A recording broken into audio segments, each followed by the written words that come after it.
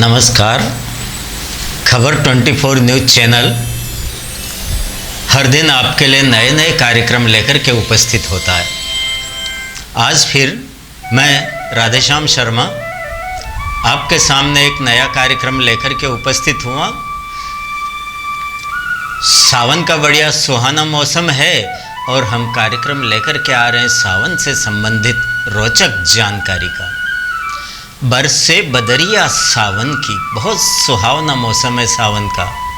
ये महीना आनंद और उल्लास का महीना होता है। हर तरफ हरियाली छा जाती है। लोगों के मन में नया उमंग, नया उत्साह रहता है और विशेषकर कवि लोगों के लिए, कलाकारों के लिए, साहित्यकारों के लिए तो ये सावन का हर दिन नया दिन होता है और हर रात नई रात होती है। जहाँ तक इस सावन का महत्व हम देखते हैं, फिल्म जगत वालों ने तो सावन के महीनों को बहुत महत्व दिया है। एक बहुत सुंदर अपने जमाने की सुपरहिट फिल्म रही है आया सावन झूम के। सावन के महीने को बढ़ाने के लिए इसी नाम से आई। ऐसी फिल्म बहुत अच्छी लगी और एक सुंदर सा गीत है, सावन का महीना पवन करे शोर। इतना अच्छा कि लोगों के दिल में वो जादू कर गया। इस गीत ने तो उस समय में लोगों के हृदय पर राज्य किया है और आज भी इस गीत के मधुर शब्द लोगों के कान में गूंजते रहते हैं। यह गीत अपने जमाने का सुपरहिट सदाबहार गीत रहा है। कलाकार तो हर बार यही कहते हैं कि सावन को आने दो, सावन को आने दो। महिलाओं के लिए विशेषकर सावन का हर दिन एक त्योहार की तरह से होता है।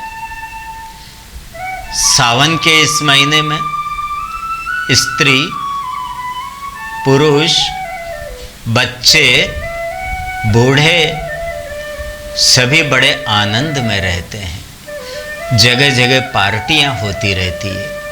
पिकनिक मनाने के लिए दूर दूर तक लोग जाते हैं। ऐसे स्थानों को देखते जहाँ पर झरने झर रहे हो, जहाँ पर महादेव के सुंदर सुंदर मंदिर हो, जहाँ पहाड़ी क्षेत्र हो, प्राकृतिक वातावरण बहुत अच्छा हो, ऐसे स्थानों को ढूंढ करके वहाँ आनंद मनाने के लिए लोग जाते दिखाई देते हैं। क्या बच्चे, क्या बूढ़े, क्या जवान, हर उम्र के व्यक्ति इस सावन के महीने में ठुमके लगाते हुए दिखाई देते हैं। सभी झूला झूलते हुए हमें दिखाई देते हैं। यह सावन का महीना झूलों का महीना कहलाता है। बूढ़े व्यक्ति भी बच्चों की तरह से सावन की बरसाती बूंदों की झड़ी के अंदर नाचते हुए दिखाई दे जाते हैं, इसका आनंद लेते हुए दिखाई देते हैं। और विशेषकर गांव में जहां पर चरवाहे रहते हैं, किसान होते हैं, वो किसान अपने लोक गीतों की धुन में मदमस्त दिखाई देते हैं। झूला झूलती हुई महिलाएं, ये महिलाएं तो अपनी मधुर आवाज के साथ साथ गीत गाती रहती है कि झुक आई रे बदरिया सावन की, झुक आई रे बदरिया सावन की, सावन के रे मन भावन की, झुकी आई रे बदरिया सावन की। ऐसे अपने मधुर गीतों से सावन की बादली का वो स्वागत करती है। सावन के इस महीने में मोर अपने मस्त अदा बिखेरते हुए नाचते हुए दिखाई देते हैं। चिड़ियों का रंग पीला हो जाता है। सावन की चिड़ियाँ पीले रंग की बहुत सुंदर लगती है। प्रकृति अपना रंग बदल लेती है इस समय में आकर के। लाल लाल वीर बहुटियाँ सावन के अवसर पर इस मौसम में प्रकृति को नया रूप देती है। मलिक मोहम्मद जायसी ये बहुत अच्छे कवि हुए हैं। इन्होंने अपना एक महाकाव्य लिखा है पद्मावत। उस पद्मावत महाकाव्य में इन्होंने सावन के झूलों के उत्सव का वर्णन बहुत अच्छा किया है। मिला ही रहस्य सब चढ़ई हिंडोरी, इनका वर्णन है, इनकी भाषा में वर्णन किया इन्होंने। मिला ही रहस्य सब चढ़ई हिंडोरी, झूल ले ही सुख बारी मोरी। झूल ले हूँ नेहर जब ताई, फिर नहीं झूलन देह ईसाई।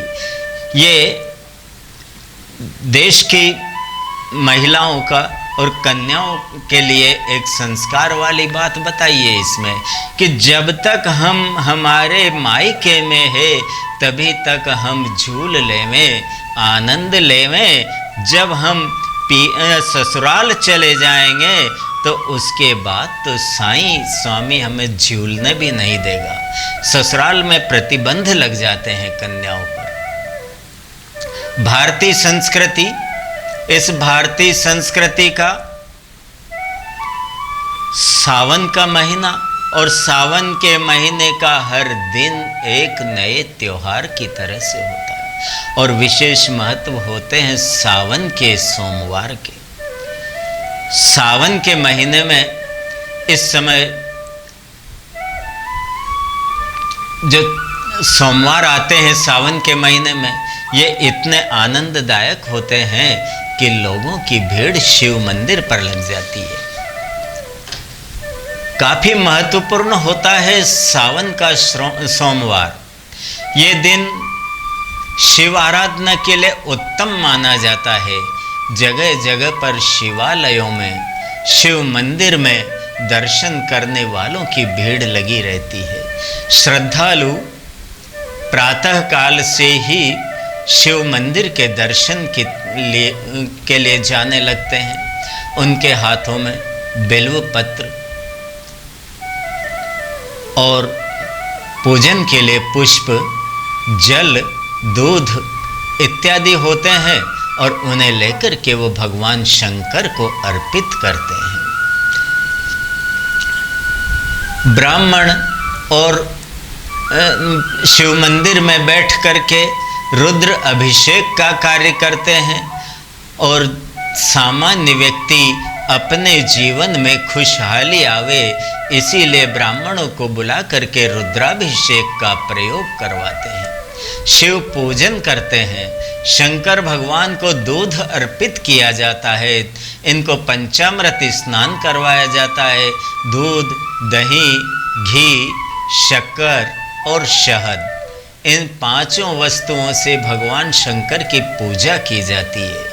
भगवान शंकर को दूध और जल चढ़ाने का विशेष महत्व है। जिस समय दैत्य और देवताओं में युद्ध हुआ था, युद्ध के बाद में परेशान देवताओं ने ब्रह्मा जी से प्रार्थना करी। ब्रह्मा ने विष्णु की प्रार्थना करी और विष्णु ने समुद्र मंथन के कार्य की योजना बनाई। देवता और दैत्यों ने समुद्र मंथन किया और समुद्र मंथन में पहले निकला था कालकूट नाम का जहर, बड़ा भयानक जहर, जिससे सृष्टि जलने लगी थी। विनाश का दृश्य उपस्थित हो गया था। ऐसे समय में भगवान शंकर ने उस कालकूट नाम के जहर को लिया था और उसे अपने कंठ में रोक करके रखा। जहर के प्रभाव से उनका कंठ नीला बन गया और उनका एक नाम नीलकंठ हो गया था।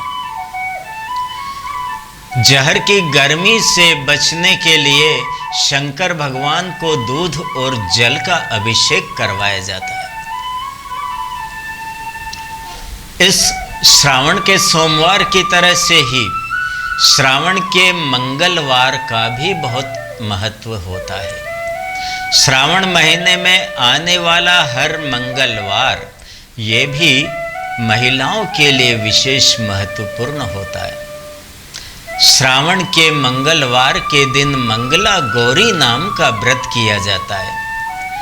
यह व्रत महिलाओं को विवाह के पश्चात 5 वर्षों तक करना चाहिए।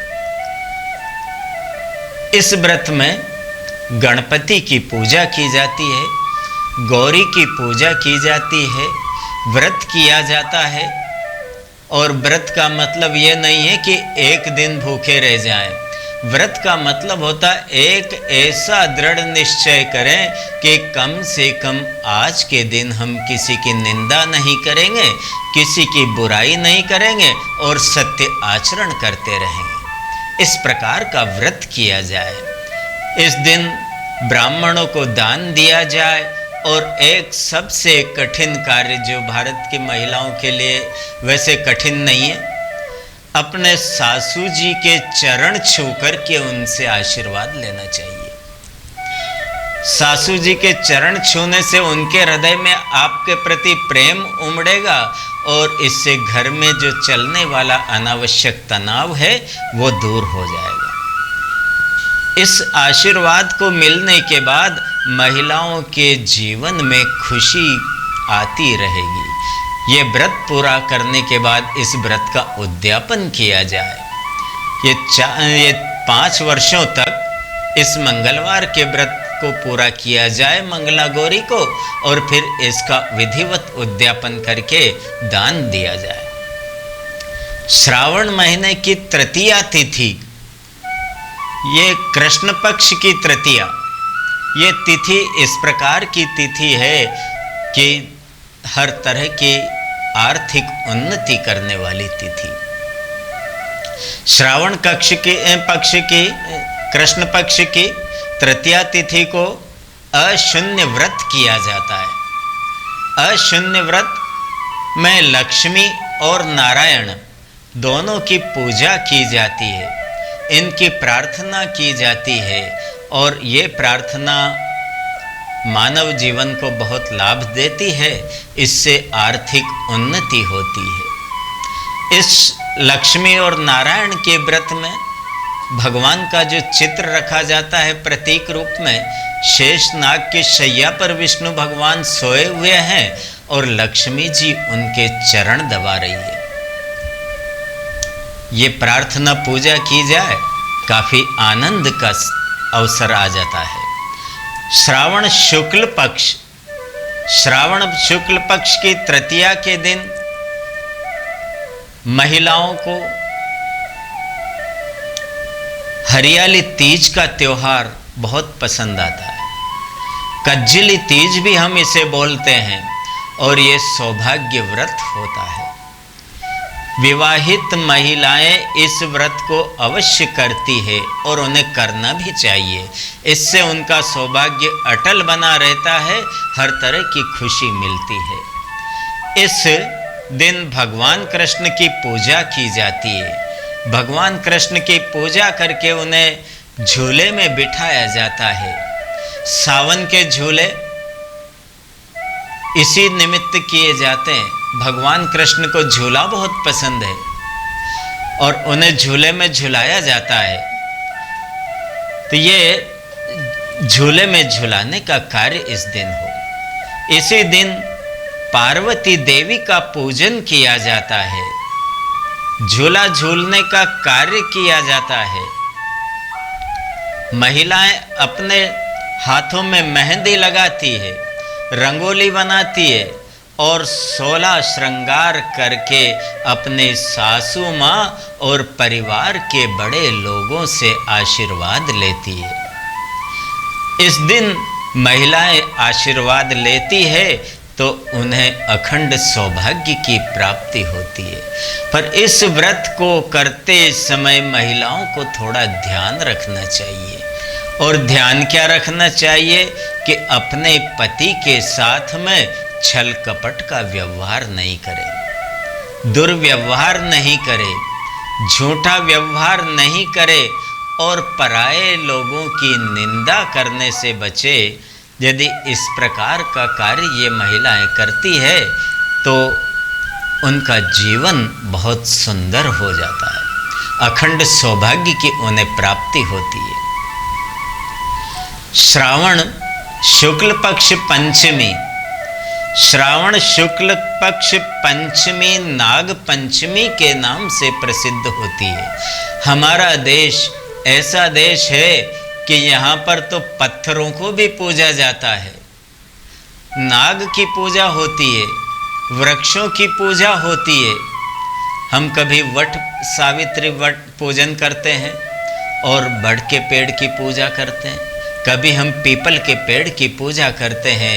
हमने पहाड़ों को भी पूजा है, पत्थरों को भी पूजा है। ऐसा हमारा भारत देश है और इस भारत देश में नाग पंचमी के दिन नागों की पूजा भी की जाती है।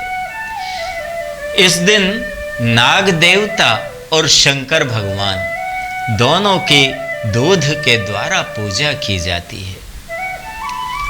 श्रावण के महीने का त्योहार रक्षाबंधन, जो रक्षाबंधन भाई बहन का त्योहार है। इस दिन बहनें भाई की कलाई में राखी बांधती है और अपनी रक्षा का वचन मांगती है। ऐसा इस सुंदर सावन का महीना है। इस सावन के आज के इस कार्यक्रम में इतना ही। फिर मिलेंगे। नमस्कार।